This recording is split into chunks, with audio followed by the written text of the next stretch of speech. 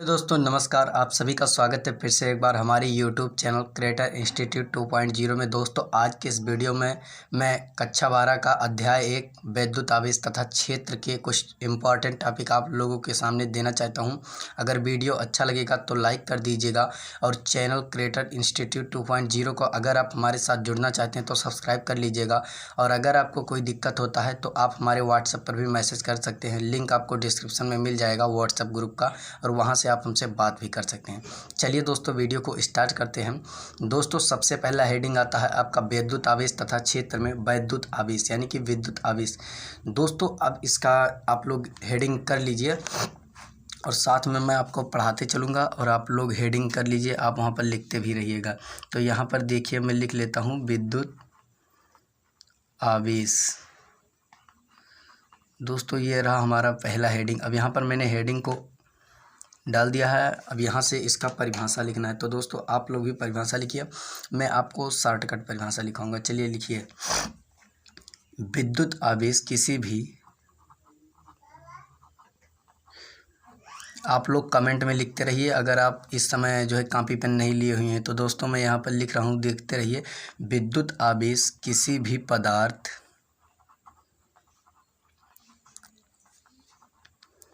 विद्युत आवेश किसी भी पदार्थ का वह गुण है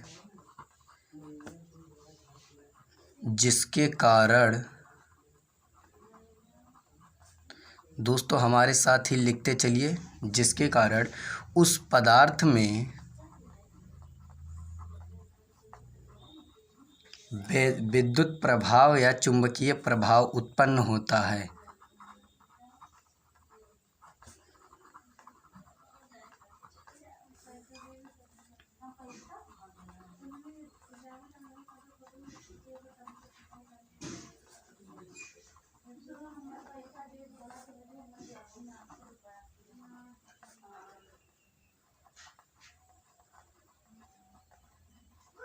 दोस्तों इसका परिभाषा कंप्लीट हो गया। यहाँ पर आप देख सकते हैं विद्युत आवेश की परिभाषा होती है, विद्युत आवेश किसी भी पदार्थ का वह गुण है जिसके कारण उस पदार्थ में विद्युत प्रभाव या चुंबकीय प्रभाव उत्पन्न होता है।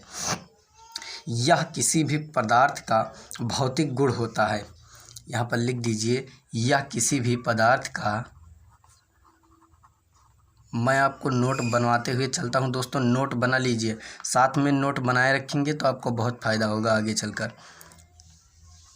नोट बनाए हैं तो आपको पढ़ाई अच्छी होगी और आप जब एग्ज़ाम देने जाएंगे ना तो सीधे नोट देख लीजिएगा, आपको पूरा सब समझ में आ जाएगा और आपको ज़्यादा पढ़ना लिखना भी नहीं पड़ेगा और अच्छा नंबर आएगा। दोस्तों यहाँ पर लिख दिया, यह किसी भी पदार्थ का भौतिक गुण होता है। अब आपको बता दूँ कि विद्युत आवेश कितने प्रकार का होता है। तो यहाँ पर मुझको लिखते हुए बहुत टाइम लगता है दोस्तों, तो मैं अब वीडियो को रोक करके लिख लूँगा और उसके बाद आप सभी को समझाता रहूँगा। दोस्तों यह दो प्रकार का होता है, पहला धनात्मक और दूसरा ऋणात्मक। आवेश का मात्रक कूलाम होता है। आवेश की विमा क्या होती है आप यहाँ पर देख सकते हैं, यम 0.0 और फिर 2 टी ये, और फिर आवेश अदिश राशि होता है। दोस्तों अगर आप हमारे साथ नोट बनाते चलते हैं तो आपको एग्जाम में तनिक भी दिक्कत नहीं आएगा। दोस्तों अब मैं आपको एक क्वेश्चन समझा देता हूँ इसी के ऊपर, यानी कि विद्युत आवेश के ऊपर। दोस्तों यहाँ पर मेरा एक क्वेश्चन है, एक कूलाम आवेश में कितने इलेक्ट्रॉन होते हैं। तो दोस्तों Q बराबर N, ये आपका सूत्र हो गया। और उसके बाद Q बराबर 1 और फिर कामा N बराबर आपको ज्ञात करना है, यानी कि इसमें जो आवेश कितने इलेक्ट्रॉन होते हैं, N बराबर ज्ञात करना है। और इलेक्ट्रॉन E बराबर 1.6 गुणे 10⁻⁻19 कूलाम होता है। तो दोस्तों चलिए यहाँ पर एक बराबर N और फिर ब्रैकेट में मतलब इसको मल्टीप्लाई करेंगे 1.6 गुणे 10⁻⁻19 और फिर यहाँ पर जो आपका आंसर आएगा यही आपका आंसर हो जाएगा। देखिए यहाँ पर जो उत्तर आया, मतलब जब करने पर N बराबर 1/1.6 गुणे 10⁻⁻19 यही आपका आंसर हो जाएगा। यानी कि एक कूलाम आवेश में 1/1.6 गुणे 10⁻⁻19 इलेक्ट्रॉन होते हैं। चलिए चलते हैं अगले कार्यक्रम पर। यहाँ पर आपका नेक्स्ट हेडिंग होगा आवेश संरक्षण। हेडिंग डालते रहिए। फाइनली गाइज यहाँ पर मैंने देखिए आवेश संरक्षण लिख लिया है और फिर अब वीडियो को कर देते हैं पॉज और उसके बाद आप सभी को दिखाते हैं। मैं पूरा परिभाषा लिख लूँ वरना मतलब वीडियो लॉन्ग हो जाएगा।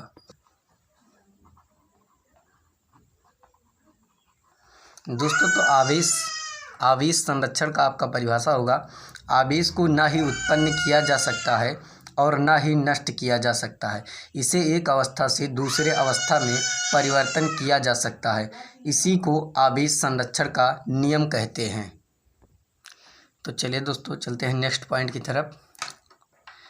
यहाँ पर नेक्स्ट पॉइंट आपका आएगा आवेश का योग्यता नियम। तो दोस्तों यहाँ पर मैं हेडिंग कर लेता हूँ आवेश का योग्यता नियम।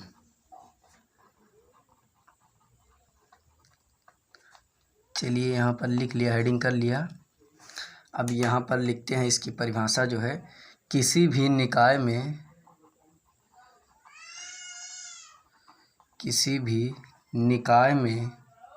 उपस्थित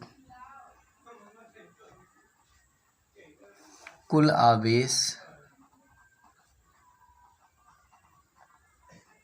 आवेश उस निकाय पर, दोस्तों वीडियो लॉन्ग हो जाएगा, रोक लूँ। यहाँ पर इसका परिभाषा लिख गया है दोस्तों, किसी भी निकाय में उपस्थित कुल आवेश उस निकाय पर उपस्थित भिन्न भिन्न आवेश के योग के बराबर होता है। अगर आप इसे नोट कर लीजिए तो बहुत अच्छा होगा। चलिए दोस्तों यहाँ पर इसका जो होता है ना, उसको मैं लिख देता हूँ, Q बराबर Q1 plus Q2 minus Q3 plus Q5 और फिर माइनस Q6। यहाँ पर इसका मैंने सूत्र लिख दिया। अब फिर बढ़ते हैं कूलाम के नियम। दोस्तों ये बहुत इम्पॉर्टेंट टॉपिक है, कूलाम का नियम।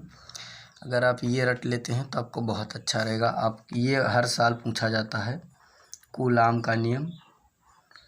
यहाँ पर आप देख लीजिए, मैंने हेडिंग डाल दिया। अब यहाँ से आप लोग इसको ज़रूर लिख लीजिएगा, ये बहुत इम्पॉर्टेंट टॉपिक होता है कूलाम का नियम। चलिए यहाँ पर देखिए, इसका परिभाषा लिखते हैं। तो यहाँ पर कूलाम का नियम का परिभाषा देख लीजिए, किसी दो आवेश के मध्य लगने वाला बल आवेशों के गुणनफल के अनुक्रमानुपाती तथा उनके बीच के दूरी के वर्ग के व्युत्क्रमानुपाती होता है। अब जैसे इसका जो सूत्र होता है मैं उसको भी लिखवा दूँ, तो चलिए मैं यहाँ पर लिखता हूँ, F अल्फ़ा F गुणे Q1 Q2, ये आपका होगा समीकरण 1। और फिर दूसरा समीकरण लिख लेता हूँ, 1/r²। यहाँ पर हो गया ये समीकरण 2।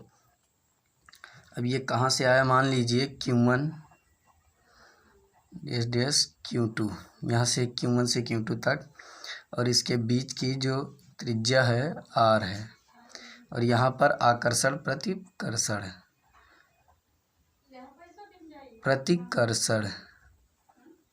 सिंपल सा। और यहाँ पर देखिए लिखते हैं F गुणे Q1 Q2 बटे r²।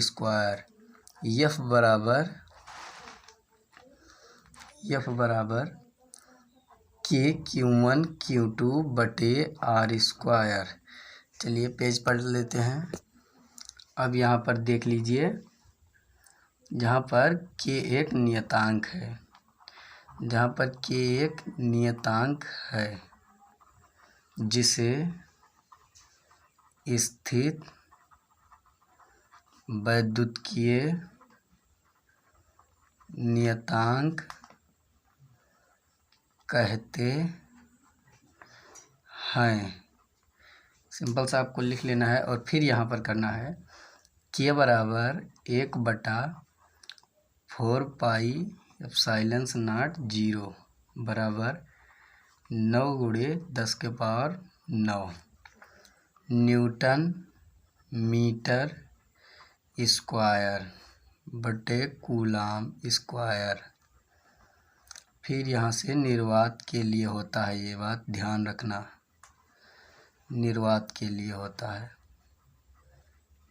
याद रखना पूरा बात, नहीं तो गड़बड़ा जाएगा। फिर आपको करना है यहाँ पर F बराबर Q1 बटे r² Q2 और फिर F बराबर वेग बटा 4 पाई साइलेंस नॉट Q1 Q2 बटे R स्क्वायर। फिर उसके बाद आपको यहाँ पर F बराबर 1/4 पाई साइलेंस नॉट Q1 Q2 बटे R स्क्वायर। अब दोस्तों यहाँ पर लिखना है एक कूलाम बल, यानी कि F बराबर, चलिए मैं इसको दिखा देता हूँ। एक कूलाम बल, ये कूलाम बल तो ही होगा F, तो यहाँ पर एक कूलाम बल यानी कि F बराबर 9 × 10⁻9 न्यूटन। अब ये कहाँ से आया आपको बताता हूँ। चलिए यहाँ पर मान लीजिए, यहाँ पर आप देखिए साइलेंस नॉट निर्वात की विद्युतशीलता होगा, मतलब कि साइलेंस नॉट मतलब निर्वात की विद्युतशीलता 1/4 पाई साइलेंस नॉट बराबर 9 × 10⁻9। यहाँ पर आपका जो कूलाम बल निकला यहाँ से देख लीजिए। और फिर 4 पाई साइलेंस नॉट बराबर 1/9 × 10⁻9। फिर आपका हो जाएगा साइलेंस नॉट बराबर 1/4 पाई × 9 × 10⁻9। फिर आपका जो हो जाएगा, फिर यहाँ पर देख लीजिए साइलेंस नॉट बराबर 8.854 × 10⁻12 कूलाम स्क्वायर। चलिए वहाँ जगह नहीं है, यहाँ लिख देता हूँ कूलाम स्क्वायर प्रति न्यूटन मीटर स्क्वायर। और फिर आपका यही हो जाएगा सूत्र। अगर आपको समझ में आया है तो वीडियो को लाइक कर दीजिए, समझते रहिए दोस्तों। चलिए नेक्स्ट पार्ट पर समझाते हैं। अब यहाँ पर आप साइलेंस नॉट का मात्रक मतलब कि देख सकते हैं। सिंपल आपको हेडिंग करना है साइलेंस नॉट का मात्रक। यहाँ पर देखिए साइलेंस नॉट का मात्रक हेडिंग करके, और यहाँ पर देखिए F बराबर 1/4 पाई साइलेंस नॉट 0 Q1 Q2 बटे R स्क्वायर। फिर यहाँ पर आपको लिखना है साइलेंस नॉट बराबर 1/4 पाई F Q1 Q2 बटे R स्क्वायर। फिर आपको सिंपल सा साइलेंस यहीं लिख देना है 1/न्यूटन, फिर वही कूलाम स्क्वायर बटे मीटर स्क्वायर। अब हो जाएगा आपका कूलाम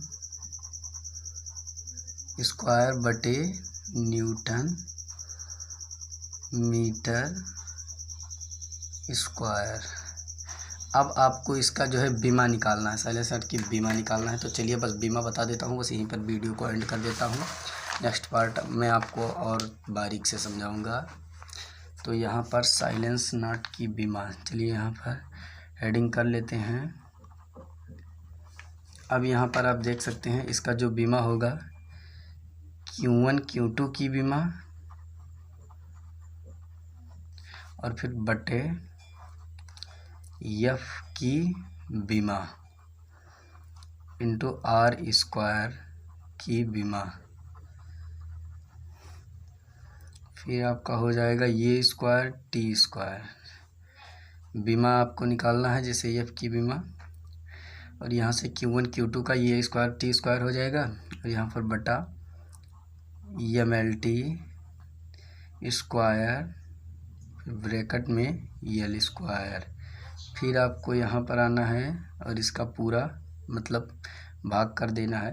तो यहाँ पर मेरा आएगा M-1L3T4 ये 2, यही हो जाएगा आपका बीमा। अब आपको नेक्स्ट पार्ट में पढ़ाऊँगा कूलाम के नियम का सदिश स्वरूप।